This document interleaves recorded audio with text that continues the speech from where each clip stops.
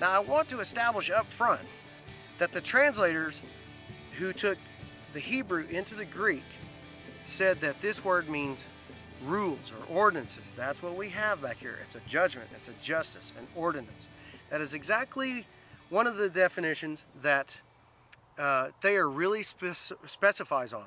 That it is that which has been established and ordained by law, an ordinance. And that is critical in understanding Paul. And I'm going to prove this as we go through it, and it's an interesting thing. So I'm asking you to give me a few minutes because I want us to see this. So I want us to understand that this dikaioma is G1345, and it's translated by judgments, ordinances, and the word righteousness. Now, the word righteousness is an aspect of justice, but it's what I call an elusive meaning, and it flavors the verses in some instances, and I want you to see this. When we go to Luke chapter 1 and verse 6, it says, and they were both righteous. Now that's a different Greek word for righteous, and it's G1342. And I'll have that at the webpage at faithandconviction.org. And they were both righteous before God, walking in all the commandments and ordinances, G1345, of the Lord. Blameless. Now, if I was to take this flavoring that we do with Romans, and I was to put the word righteous here, it would be walking in all the commandments and righteousness of the Lord. Now that is a flavor and that's an idea, but that is not what Luke is communicating. He's saying he walked in the commandments and the ordinances. Those are the things found in the law. These are very important. Ordinances, the Greek word behind that is what is translated over there in Exodus for the Hebrew word. So this here in Luke is keeping itself congruent and consistent with what's over here in Exodus 21 verse 1. Now I want us to take just 2 verses of Romans because I could keep going, but this video I know is getting long and I don't want to get it too tedious, but I need to explain some things. So look at the other verses at this video page on faithandconviction.org. Romans 2 verse 26. The King James has, therefore, if the uncircumcision keep the righteousness, that's G1345, of the law, shall not his uncircumcision be counted for circumcision? As I'm studying this word that sits behind righteousness, it is dikaioma, G1345. That's the word that translated this Hebrew word, Mishpatim, back in Exodus 21:1, which meant rulings or judgments, ordinances. So when you come into here, I would translate it as, therefore, if the uncircumcision keep the ordinances of the law, shall not his uncircumcision be counted as circumcision? And to show you that I'm tracking the right direction, the ESV translates that Greek word with precepts. And the New American Standard Bible says it uses the word requirements. Now both of these are aspects of ordinances, but it doesn't quite carry the same idea as the word ordinance. Now there is one Bible translation that does use that word ordinance, and I'll bring that up here in a little bit, and I want to show it to you. But also look down at Romans 8 and verse 4. In that verse it says that the righteousness, that's Greek number 1345, which is dikaioma. I know, I slow it down the pronunciation, it's okay. That the righteousness of the law might be fulfilled in us who walk not after the flesh, but after the Spirit. Now, brothers and sisters and friends who are watching this is absolutely very critical when we start looking at Hebrew, we look at Greek, and we look at English. And words affect our understanding of the Bible. This is why we argue which translation is best. Is it this translation or that translation? No, it's this other translation. I'm trying to encourage all of us.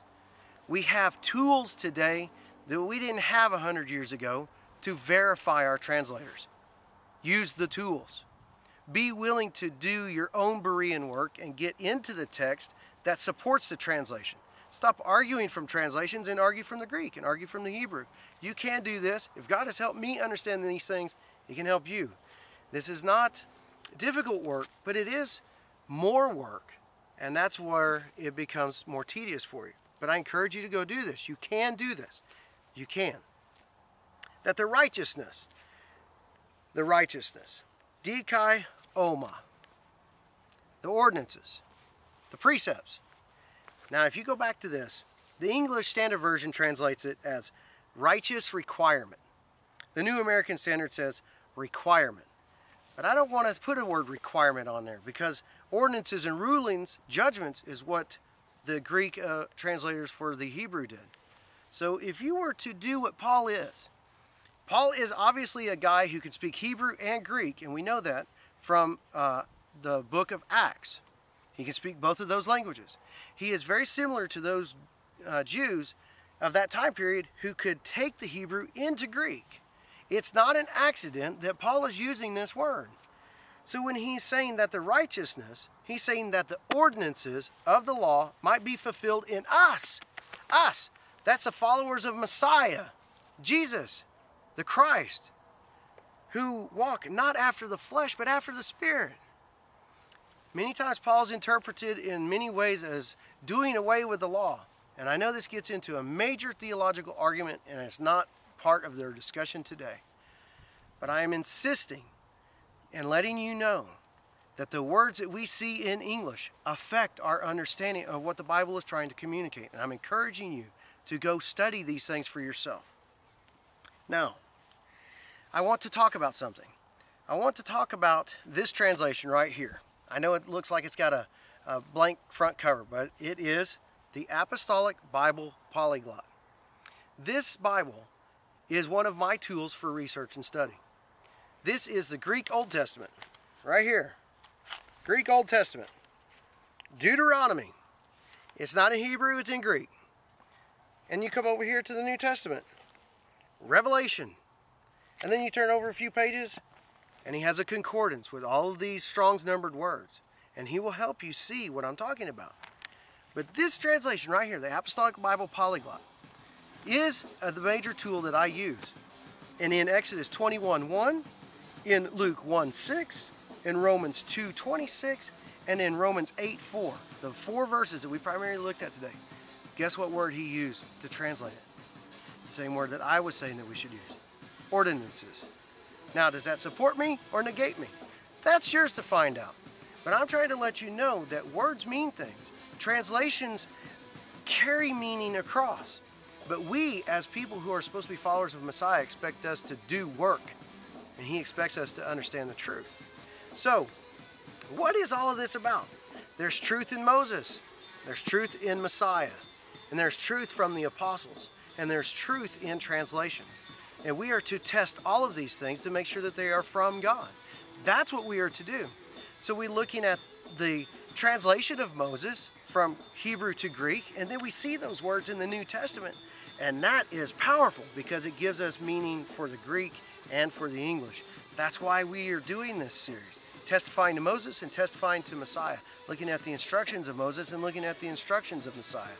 And Messiah was very strong in his admonition to always be about reading the book. So we need to be in the book.